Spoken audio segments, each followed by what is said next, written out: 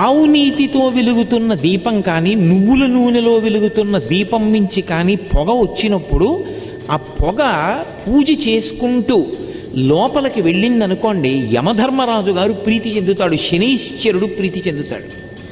శనీశ్వరుడు హృదయ కవాటానికి అధిపతి. ఆయన గుండె కొట్టుకోవాలా కొట్టుకోకూడదా ఆయన నిర్ణయం చేస్తుంటాడు.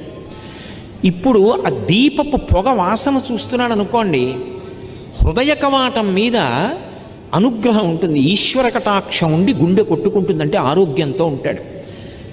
మీరు నమ్మండి నమ్మపోండి, ఈ మధ్య ఒక ఆవిడికి కాకినాడలో గుండె కొట్టుకోవడంలో తేడా వచ్చింది.